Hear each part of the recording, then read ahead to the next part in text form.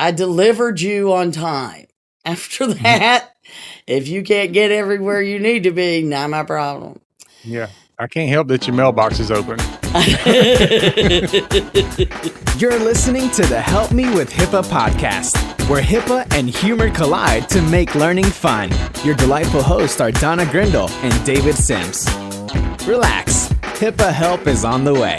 Welcome to episode 414 of the Help Me with HIPAA podcast. My name is David Sims of HIPAA for MSPs, and joining me is Donna Grindle of Carden. Good evening, Donna. I always want to go, good evening. Yes. You're the count when you did it so lively as that. Oh, no. Yeah, so... I see you more as a Sesame Street guy anyway. Do you? What was that one? The guy, he always did the counting the pineapples and make them disappear. Mumford. Mumford, the magician dude. It doesn't take much for us. Look how quick we went down a rabbit hole. Yeah, we stay there most of the time. Yeah, we do. Poor rabbits. They have no room. All right. So today's episode, we're going to be talking about what in the heck is a CPG, not to be confused with ChatGPT. Or any of the other stuff we periodically explain. I know. It's another one of those acronyms that you're like, I don't know what it is. So we'll talk about it. Because you do need to know. You do need to know and what these are to be prepared to have a conversation about them when somebody who doesn't know what they are tries to tell you what they are. Mm-hmm. That is right. So, we often like to play with our TLAs, and we will do so again today. All right. We got another special thing that we're going to do too, though. We got a kind of a new segment we're going to try to start doing. And very excited about it. We're trying to find that middle ground between the people who want us to publish our videos. They like to watch the show, not just hear it. Uh-huh. And the work it requires for us to be happy with the results. Yes. Because we don't have producers and all of that. So if they don't match, then problems start. So explain our new thing, David. Yeah, so we got a new segment we're going to be doing, and it's going to be probably at the front end of the podcast. It's going to be called HIPAA Briefs, because it's going to be a brief segment. And stay out of my brief. Yeah, YouTube has shorts, and we figure, you know what? If you want to get past the shorts, you got to hit the briefs. That's Well, we don't want to, accidentally get in any kind of trouble calling it HIPAA Briefs. But it also goes with stay out of my breeches. It does. It absolutely does. So, so we will give you our briefs every week. Yeah, and hopefully there'll be a video that gets posted every so often. Yep, there will be. So we're going to start rolling some out that aren't just these, though. I mean, we've got some that this has been in development.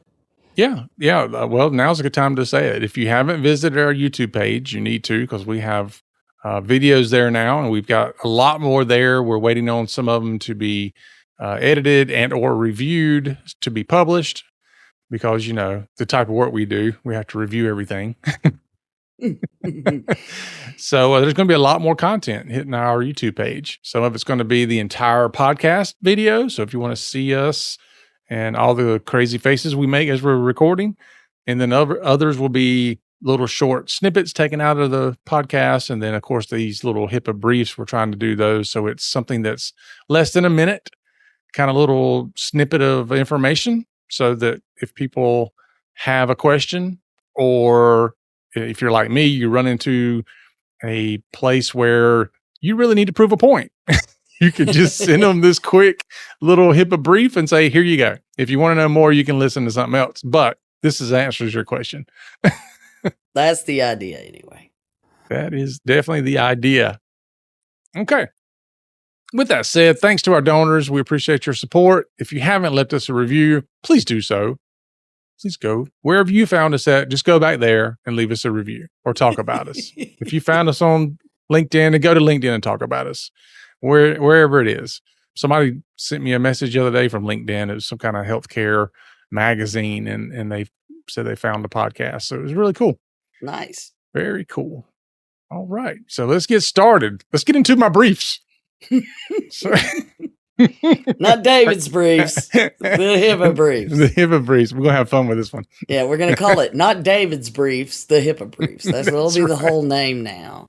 Is that it? There you go. All right. Take it off. Excuse me. Take it away. Because it was there yet easy. All right. Our very first HIPAA brief is, yes, encryption at rest and in transit can be considered addressable, but that is not optional. And in fact, in today's world, you need to just be certain your data is protected as much as possible anywhere it is. So, addressable means you just got to take care of it in some other way. And there's really no better way than encryption. Mm-hmm. So the ability to protect without encryption in transit, I don't know, is virtually impossible. And the at-rest protections require way too many limitations. If you're not going to have encryption, that you can't have access to it. You got to block the physical access. You got to have a whole bunch of other layers of protections to do instead of encryption at rest. So what do we say, David? We say, yeah, just encrypt it. Unless you can't do it for some reason, technically, then please just do it. Yeah, just do it. Encrypted at rest and in transit at all times. So There is your HIPAA brief. All righty. Now on to our other segment, HIPAA Say What?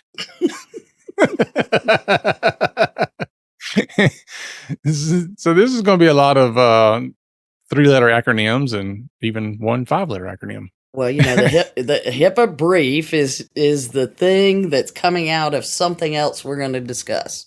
Mm-hmm. And this question came in, so I thought, this would be a perfect time to throw in encryption as a HIPAA brief. But what is the difference between TLS, SSL, and HTTPS if I'm trying to figure out if I have encryption? So, they're the same but different, like all other technical things. Yeah, it's confusing. Well, they're all security transmission protocols. Is that a fair statement? We can say that? That they're, so SSL, Secure Sockets Layer, that's the OG.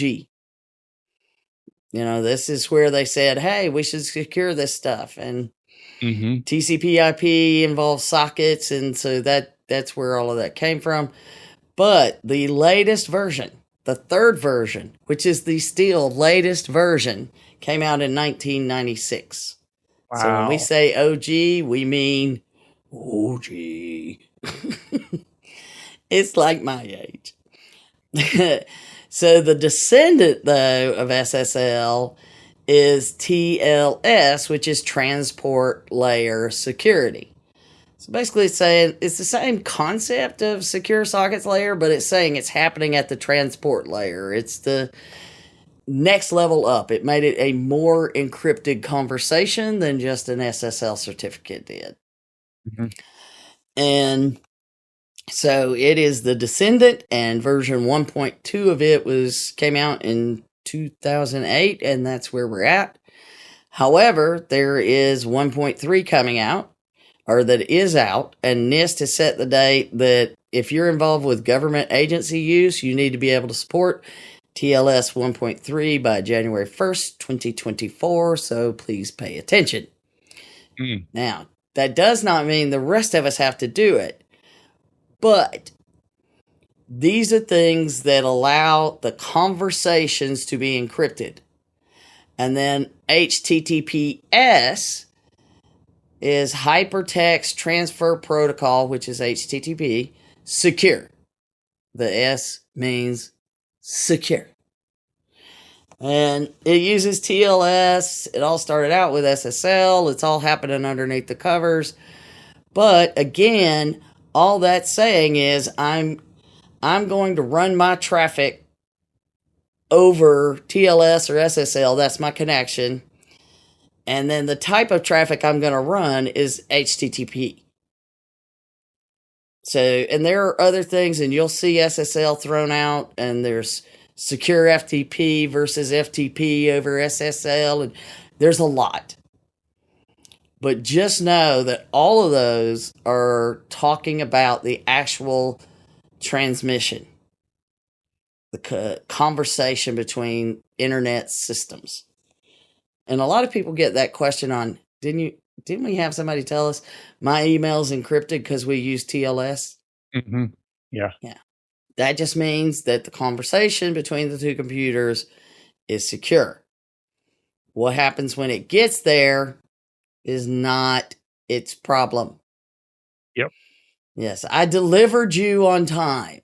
After that, if you can't get everywhere you need to be, not my problem.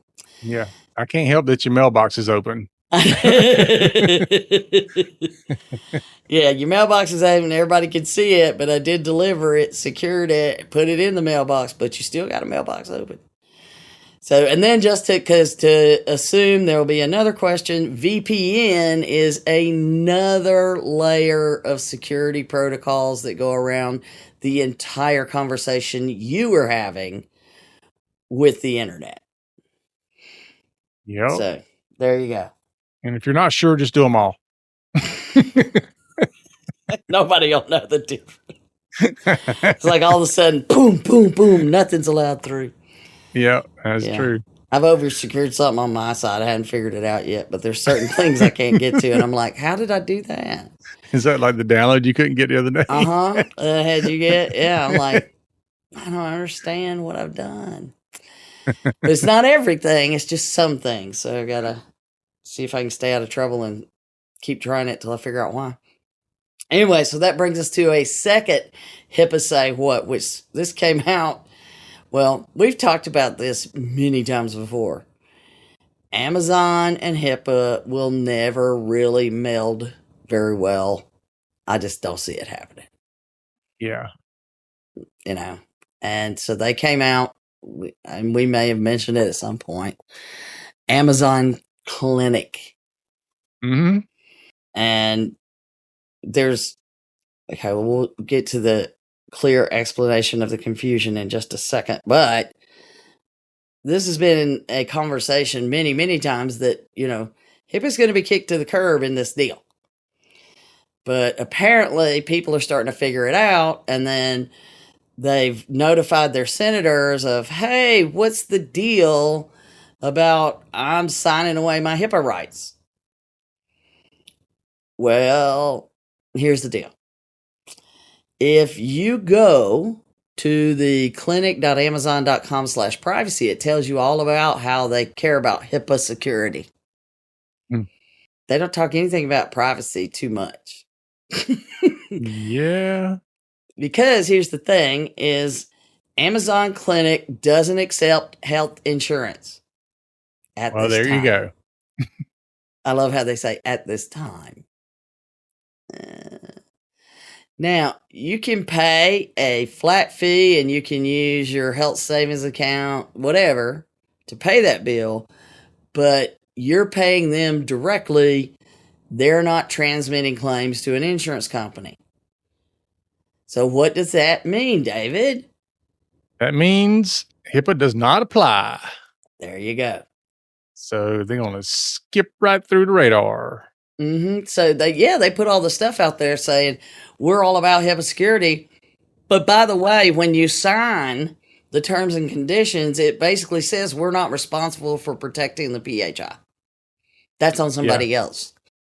Yeah, so, it is confusing because even when you go to their privacy page, one of the top 3 things that's got there is HIPAA compliant technology, which that's a whole nother thing. But the technology where they're grabbing all of your information that they turn around with share with others is very secure. Yeah. And then even down under the terms and conditions, it says if you want to revoke your HIPAA authorization, email your request to blah, blah, blah. Make sure you include your name, date of birth, address, phone number, and all the other PHI indicators. Or you can fill out this form, which, you know, yeah. So it's confusing, but the bottom line is you know what I'm saying? Yeah. they're riding this gray area. It's the same as any other kind of place that takes cash only. It's a very gray area, and people believe their information is protected. Right. Now, when the FTC looks at it, are they going to say, well, you made it look like you were really that, and does that, force you then to be actually HIPAA compliant? Yeah. I mean, when you start looking at the HIPAA authorization piece that they've got clearly on their page, but they don't fall under HIPAA because they don't take insurance. I mean, why is it even listed there? Mm-hmm. How can you revoke an authorization that doesn't really exist? Well, but here's the thing. So where's the privacy of your health information? It says, and we'll not put up, PHI is defined in HIPAA. We know that includes your information, blah, blah, blah. We know all of that.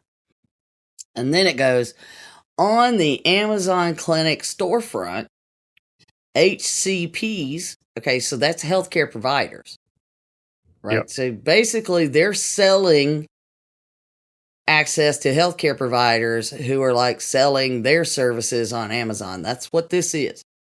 So HCPs, so the people that are collecting your information are the doctor's offices, and they will use your PHI to provide the telehealth services.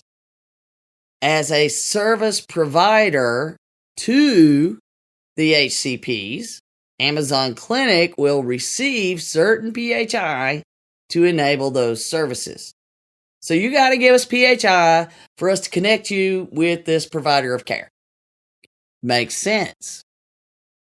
And it says when PHI is collected or used by a healthcare provider, or as is received by Amazon in its capacity as a service provider to a healthcare provider, it is governed by the healthcare provider's notice of privacy practices, not the Amazon.com privacy notice. Mm-hmm. So go see the healthcare provider's notice of privacy practices for more information about HIPAA, not us. So it's in there. It's in there, but it's not in there. Yeah, well, at least I spelled it right. I know, right? That'd be the worst part.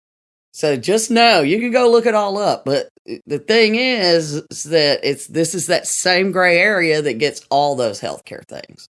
The tools that, whether you're a concierge service, the med spas, and everybody just assumes, I was just speaking at a thing not too long ago, and somebody came up to me afterwards and they're like, okay, I'm really feeling good about most of the things that we're doing until you said X, Y, and Z. But, they checking on some technology things and then confirming, do I need to worry about medical records access? We're a med spa. And I was like, no, you don't. I mean, that law doesn't apply to you. It doesn't. We went through all the stuff and they never file a claim. They never do. And this is the same thing. Amazon's not filing a claim. Mm-hmm. So there you go. So anybody, I did get some people sending that to me because this article in Health IT Security came out Friday. And I was like, and I saw some other articles about it. So I thought we'd throw it in there. Cool. Well, it's a very good HIPAA say what to be more confusing. You're welcome. And speaking of confusing, you're gonna demystify and deconfuse, because I got a new word I'm using. What a CPG is. So tell us, what is a CPG? It's a Cybersecurity Performance Goal. Makes sense. They have to have names. Common security goals. There were all these names that are thrown around, but they're sticking with CPG as far as I know. Okay. These are published by CISA, and they are voluntary cross-sector, so it doesn't matter what, it's not just healthcare, for the critical infrastructure industries, which healthcare is part of. Mm-hmm. But basically, CPG, because we needed a TLA to talk about performance goals. All right, so they said that the intent is to set like a baseline set of your basic cybersecurity practices for everything in the critical infrastructure. Because we hear that all the time. What's the bare minimum I need to do? And I'm like, not really the way you should look at this. Yeah, that's probably the wrong question to be asking. But they did specifically state in this, especially help small and medium-sized organizations kickstart their cybersecurity efforts. Kickstart, not the end-all be-all. No. And so they do have this cross-sector cybersecurity performance goals. There's a website. It's got all this stuff. We, of course, have links to the important stuff. But the bottom line is, it's just another option for all the people who only want the bare minimums so that they can see the bare minimums and realize that the bare minimums have been HIPAA all along. Mm-hmm, they're the bare minimum. They say, just tell me the bare minimum I have to do to comply with HIPAA. Okay. These. Yeah.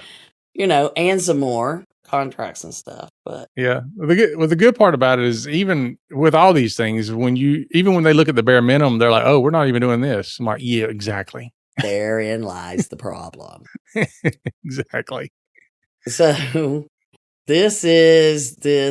again, it's designed to give you that, okay, everybody else is doing this. You need to do it too. It's not just trendy. It's healthy. Mm-hmm. But they do make a point of stressing out. They said clearly, these goals they're more specific than a framework because they are giving you a specific action to take. Whereas the frameworks say, this is the outcome you're looking for. Mm-hmm. So, yeah, HICCUP's kind of in between those two, which is why we say do it, because it actually gives you a little of both. But they also said that this is not your ultimate goal. These are minimums. These are not the where you need to be ultimately. Not like David said, it's not the be all, end all. But it's just another tool where you don't have to say HIPAA. Mm-hmm. And for those of you we have listeners, plenty of listeners that don't do healthcare, or they have healthcare and small businesses clients, here you go. You use these, and the good news is the HICCUP can map directly to these, essentially. Like I said, they do the same thing. Mm-hmm. And these came out after HICCUP 2023 was getting the final stamp of approval. So they did add them when they did the landscape analysis. So when you look at the landscape analysis and it talks about a HICCUP practice, so for example, it'll say HICCUP practice email protection systems, which is practice number 1. And then it says CISA common performance goals mapping, which cybersecurity performance goals, common performance goals. You know how I love it. They're using different terms, but it maps to 2.m and 2.n. So you can see that we know these two go with this, so it all equates, which is great because they give you a checklist, David. Oh, yeah. Isn't that what everybody wants? Everybody wants it. I just want a checklist. I know. I'm going to start saying, we have a checklist for $500 right here. I know, right? Here's your checklist. Yeah. Do all these things. The cool thing about this checklist, maybe, is that it's got like this little area that says cost and got little dollar signs. Kind of when you look up where to go eat, and it has got like $1 to $4 signs, and you know I ain't going to the $4 sign one. But it's got those little dollar signs. Which the thing I really like about it is if I'm having a conversation with somebody, I can go ahead and show them this. Right out of the gate, they're going, okay, so there's $3 here. I know this is going to cost me more than these other things. So what is this going to cost? So you've already kind of set that expectation of whether or not this is going to be more expensive or less expensive. So I like that. And it automatically also says the impact, and the complexity. It gives you whether or not it's going to be high, medium, low on these. You don't have to figure it out, because I had a conversation with somebody a week or so ago. We were doing an assessment for them, and they were like, well, is this going to be a high impact on my business? And I'm like, that's a question you should be able to answer. I know. Yes. Like if you read this and you don't know. No. And I'm like, if somebody gets into your email, how will it impact your business? And he asked me, he's like, well, what do you think? I'm like, I don't know what you have in your email. I know. Yeah. It's not like I've been digging around in your email to see what's in there. You need to figure that out. I don't know. I can tell you that the likelihood is high. Yeah. Impact, I don't know. And then, of course, that's a whole nother conversation, because they often start out with, well, there's nothing in there. I don't have anything anybody will want, and nobody would target me, and blah, blah, blah, until you start going over some of the scenarios of things that have happened. And then they're like, oh. I didn't think of that. Oh. Yes. And so I love that line right at the top. You're right. It's like when I'm looking for a place to eat, I can really quickly weed out the conversation I'm about to have will not be about that one. That's right. So I remember all my cousins giving one of their sons a hard time. The guys are giving him a hard time. He's going on his first date, and they're like, dude, as only bunch of country kids would have a discussion. Dude, you can't start out going to Red Lobster. You're setting the bar too high. You've got to start by going to like Dairy Queen or Wendy's. Yeah, that's right. That way they don't expect better all the time. Okay. See, so that's what we're looking for here. And in some cases, they have free services and references that you can use in the box too. So on the checklist, you got all of that in one place, along with its cross-reference to the NIST cybersecurity framework. And like I said, we also have the HIPAA one. So you could also use this as part of your assessment to point to, this is why we're doing it. This is the recommendations for cybersecurity performance goals, common cybersecurity performance goals at CISA for all of the critical infrastructure. And by the way, we're trying to aim it towards the small and medium business. So if you are a small and medium business, it does apply to you. And if you're not one, you better make sure you're doing all these, because the small and medium ones have to do it. You certainly need to. So either way, everybody should be able to respond to these. So here's an example of one that is low cost, high impact, and low complexity. So one would think everyone should just get that one done, right? Yeah, just get it done. So here is the recommended action that you should take. Is a named role, position, title is identified as responsible and accountable for planning, resourcing, and execution of cybersecurity activities. This role may undertake activities such as managing cybersecurity operations at the senior level, requesting and securing budget resources, or leading strategy development to inform future positioning. So you can be in all those areas. But the bottom line is somebody needs to be in charge, and the risk that addresses is the lack of sufficient cybersecurity accountability, investment, or effectiveness. Yep. There you go. High impact. High impact, low complexity, low cost. Somebody needs to start doing it.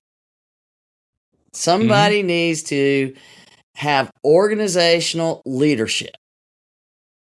And the same thing for operational technology leadership. Same approach. Somebody needs to have the job of doing it. Yeah, be accountable for it. This is where I love when people look at me and go, "And then what I pay you for?" And like, you don't pay me to be accountable. That's right. You know, and if you don't think so, you let the right people come knocking with some subpoena or something like that. You'll find out quick. I'm not that guy. Yeah.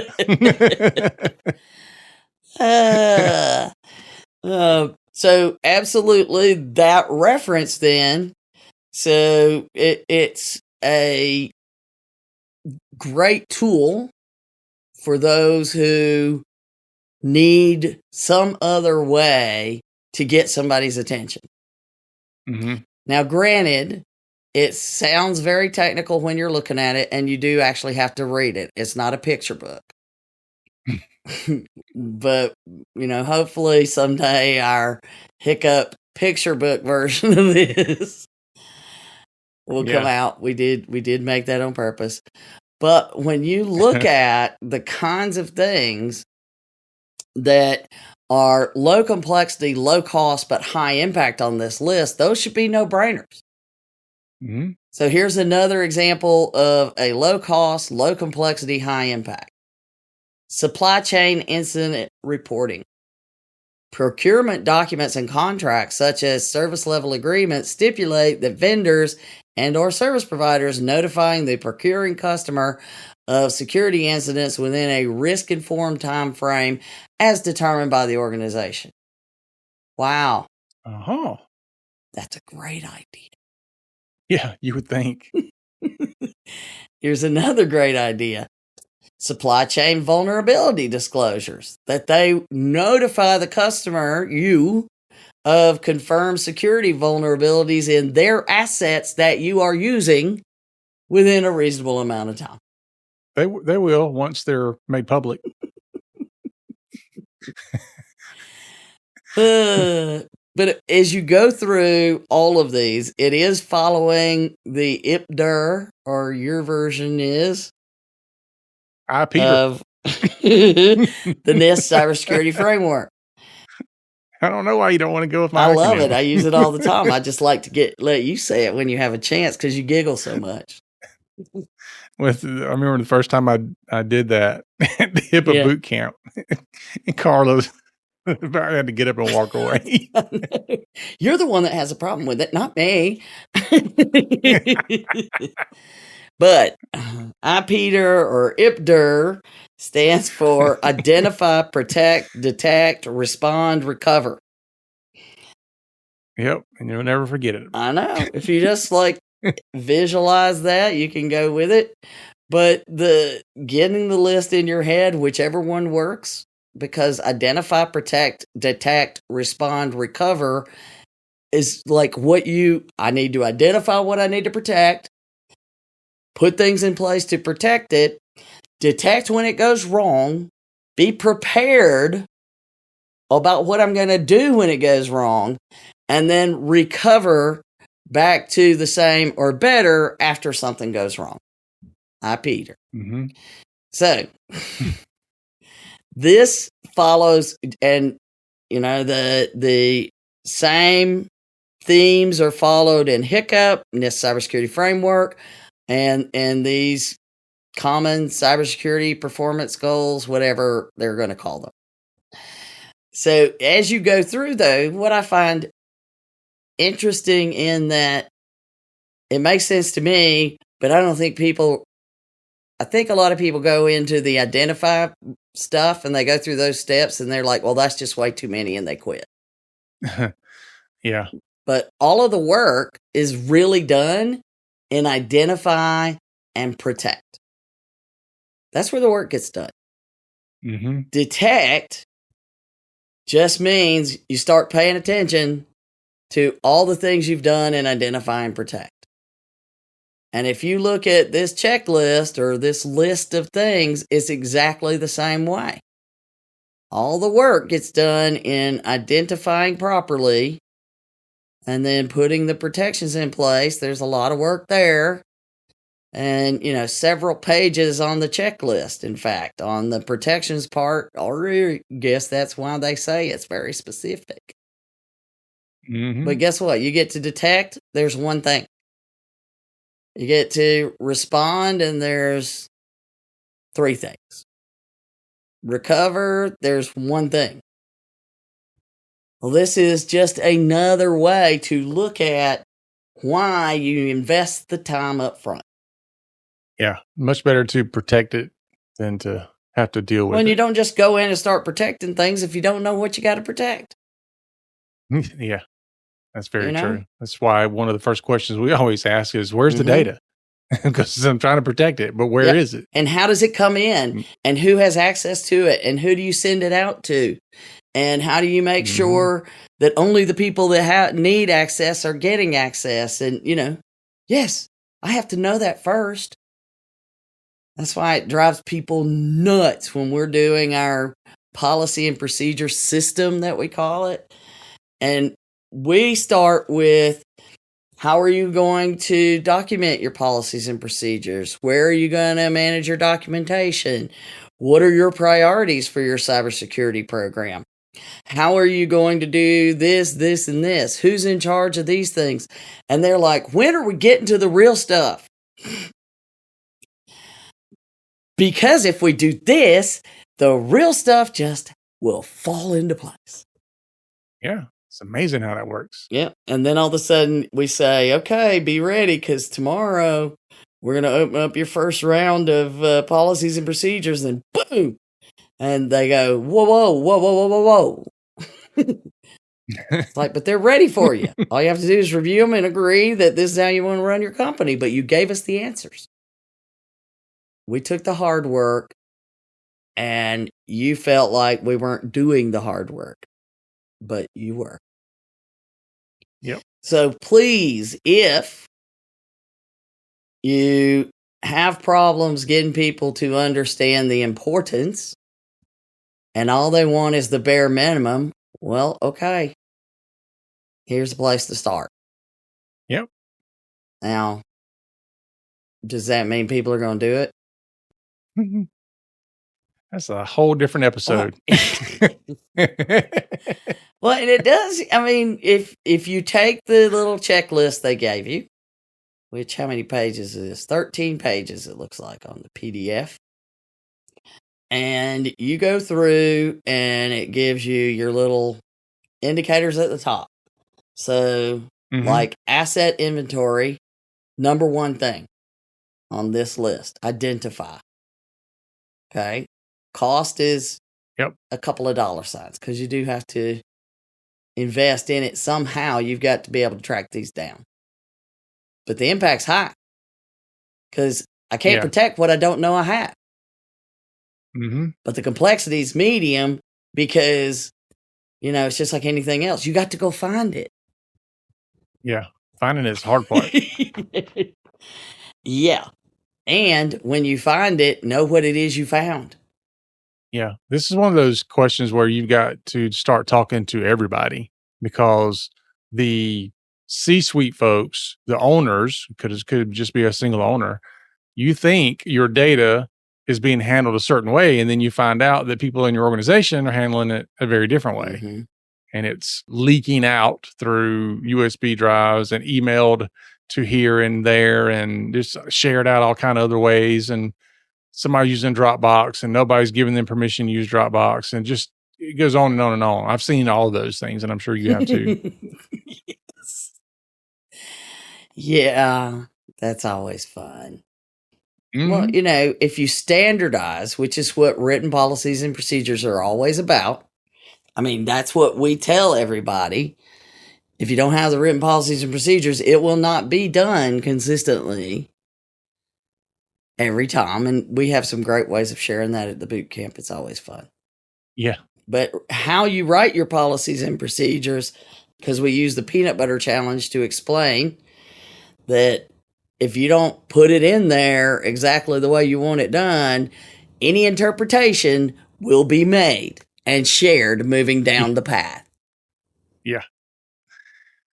The other thing I like about this checklist is it does indicate through another column that there's also needs to be a 1-year assessment. Yeah, that's where it's going.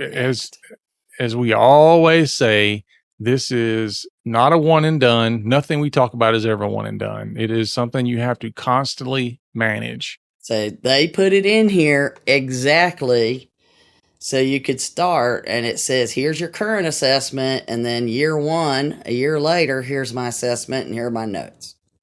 But I can't see somebody going, oh, so I do it now, and then I do it one more time. I was about to say, don't go there, but we know they will.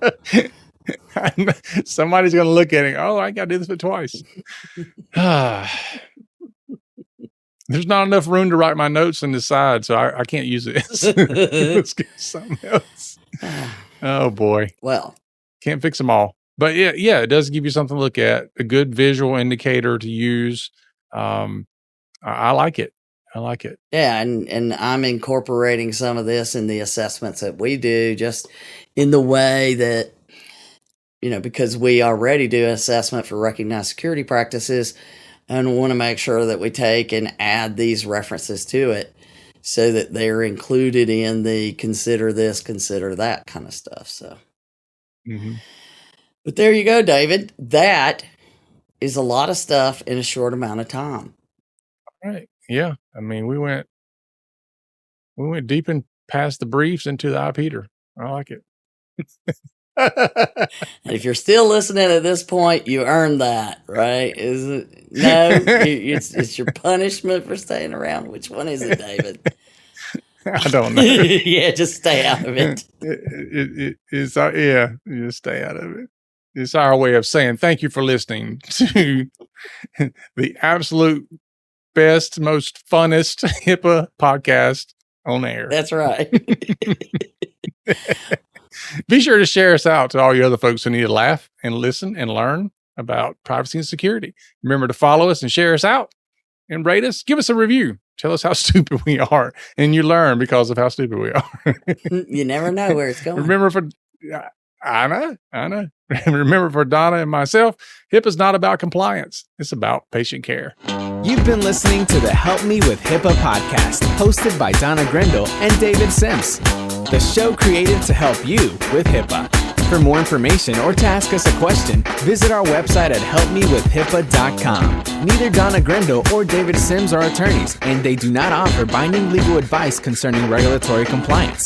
The information in this podcast should not be relied upon or construed as legal advice in any way. Consult your attorney for legal advice concerning compliance with HIPAA regulations.